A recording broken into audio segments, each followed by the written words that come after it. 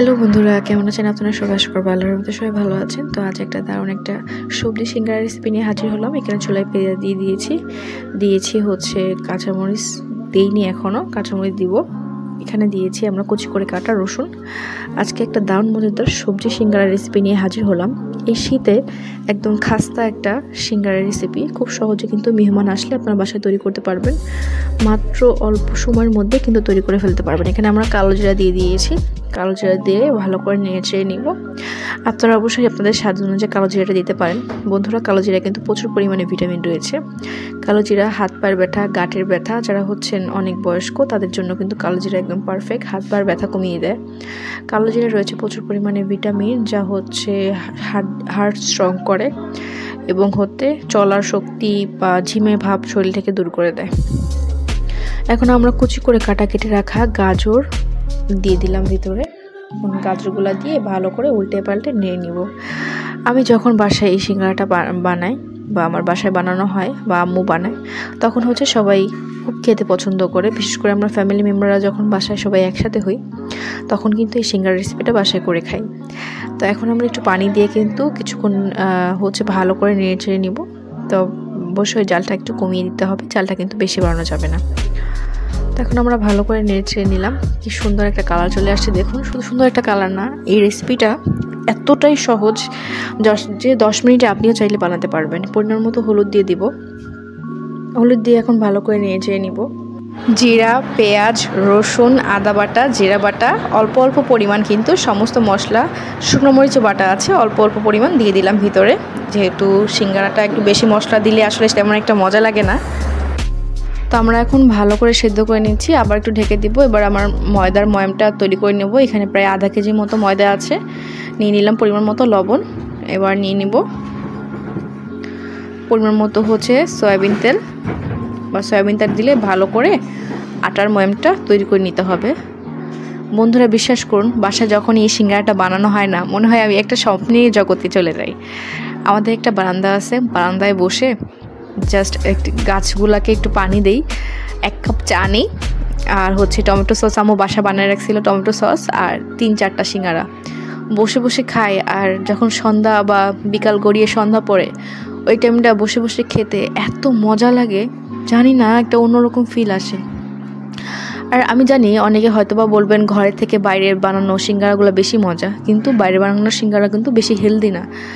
আর অনেকে ভাবেন মজা বেশি। এখানে আমরা রেস্টে রেখে দিব প্রায় 10 মিনিট বা আধা ঘন্টার জন্য। আপনারা যতটুকু টাইম পারেন একটু রেস্টে রেখে দিবেন।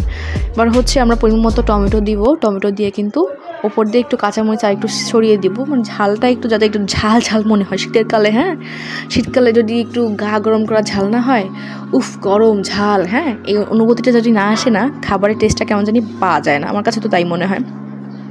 টমেটো দিয়ে ভালো করে একটু ঠেসে দিলাম, যাতে ভালো করে মিশে যায় মিশ্রণটা। তো সেই বিকালবেলা বসে বসে খেতে এত মজা লাগে, বলার থেকেও বাইরে। মনে হয় আমি পৃথিবী থেকে একটা অন্য জগতে চলে যাই। আর বিকেল করে সন্ধ্যার টাইমটা কিন্তু আকাশটা দেখতে অনেক বেশি সুন্দর লাগে।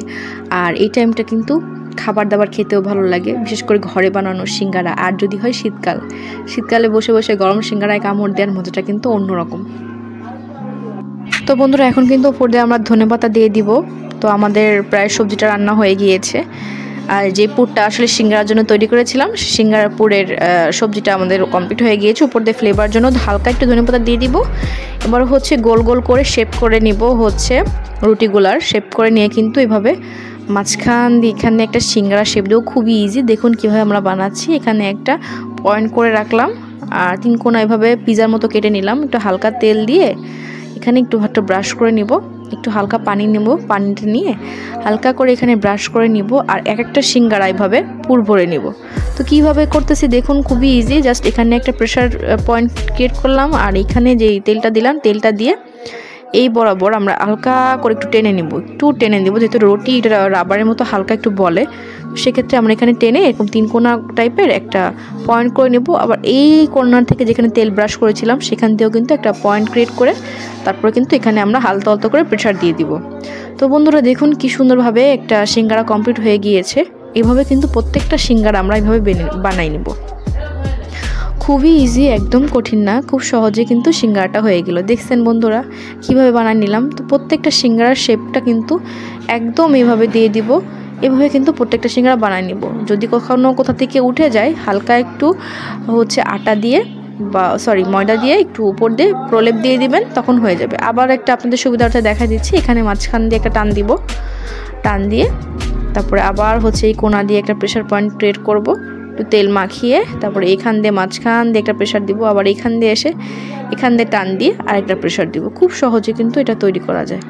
আর এই সিঙ্গার রেসিপিটা বাসায় যদি হুট করে মেহমান চলে আসে তাহলে কিন্তু আপনার খুব সহজেই কিন্তু ইজি ওয়েতে এই সিঙ্গার রেসিপিটা বাসায় করে খাওয়াতে পারবেন। আর প্রত্যেকটাই আমরা এইভাবে করেছি, তো খুব সহজে কিন্তু আপনারা দেখতে পারেন যে কিভাবে আমরা করেছি। এখন শুধু ভাজার অপেক্ষায়, একদম কম জালে একটু তেল গরম করে কিন্তু ভেজে নিতে হবে, খুবই ইজি। আর এই সিঙ্গার রেসিপিটা আমার কাছে অনেক বেশি ভালো লাগে। আশা করব আমার বন্ধুরা যারা আছে তারা একটু ট্রাই করে দেখবেন। চুলার তেলটা একদম ডিপ ফ্রাই করতে হবে, চুলায় একদম গরম করে প্রত্যেকটা সিঙ্গারা আলতো আলতো করে ছেড়ে দিব। চুলার জালটা একটু লাস্টের দিকে কমাই দিতে হবে, না হলে কিন্তু সিঙ্গারাটা পুড়ে যাওয়ার সম্ভাবনা থাকে। আপনারা অবশ্যই জালটাকে একদম ঢিম আঁচ যাকে বলে, একদম ঢিম আঁচে বাঁচতে হবে, কিন্তু তেলটা যেন গরম থাকে। আগে তেলটাকে ভালো করে গরম করে নেবেন, তারপরে প্রত্যেকটা সিঙ্গারা এপিট ওপিট উল্টায় পাল্টায় ভেজে নেবেন। বিশ্বাস করুন বাসায় যখন এই সিঙ্গারা রেসিপিটা বানানো হয় না, আমার এত মজা লাগে আর এত ভালো লাগে। বিশেষ করে আমার আম্মুর হাতের রান্না আমার কাছে অনেক বেশি স্পেশাল। চুলার জালটা দেখাই দিলাম।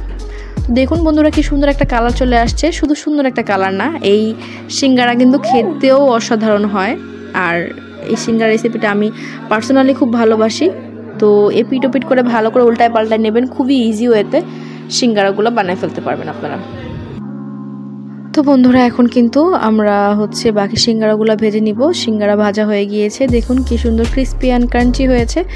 আর দেখতে যতটা সুন্দর হয়েছে খেতেও অনেকটা মজা হয়েছে। আর এই সিঙ্গারা রেসিপিটা আমার অনেক পছন্দ। যখন আমার ফ্যামিলি মেম্বাররা সবাই আমরা এক জায়গায় থাকি, কখনো কখনো নিজের জন্য বানাইতে হয় বা নিজের ফেভারিট পার্সনের জন্য বানাই। আপনারা চাইলে আপনাদের ফেভারিট মানুষগুলোর সামনে কিন্তু এই ধরনের একটা রেসিপি নিয়ে হাজির হইতে পারেন।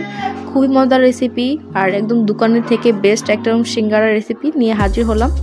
অবশ্যই একবার হইলে বাসায় তৈরি করে খাবেন। এভাবে ভালো করে তুলে নিলাম। এই সিঙ্গারাটা খুবই স্পেশাল। যদি আপনাদের কাছে ভালো লেগে থাকে অবশ্যই আমাদের চ্যানেলটাকে সাবস্ক্রাইব করে দিবেন। খুবই ক্রিস্পি অ্যান্ড ক্রাঞ্চি আর এতটা মুচমুচে হয় বলার থেকেও বাইরে। আর এই সিঙ্গারাটা আমি খেতে খুবই পছন্দ করি। আর বাসায় বেশিরভাগ আমার জন্য এই সিঙ্গারাটা বানানো হয়। যখন এই সিঙ্গারাটা বাসায় বানানো আমার কাছে মনে হয় আমার থেকে খুশি মানুষ আর পৃথিবীতে কেউ নাই। আমার কাছে খুবই ভালো লাগে এই সিঙ্গারা রেসিপিটা। আমি এই সিঙ্গারা রেসিপিটা খুবই পছন্দ করি। আর এখন সস দিয়ে পরিবেশন করলাম। এটা আমাদের বাসায় বানানো সস, যেটা অনেক বেশি মজা। আর আমি বারান্দায় বসে বসে সিঙ্গারার মজাটা খেলাম বসে বসে। তো এখানে আপনাদের সাথে শেয়ার করলাম, তারপরে আমিও খেতে বসে গেলাম। কেমন লাগলো বন্ধুরা অবশ্যই কমেন্টে জানাবেন। ভিডিওটা ভালো লাগলে একটু লাইক কমেন্ট শেয়ার করে দিবেন।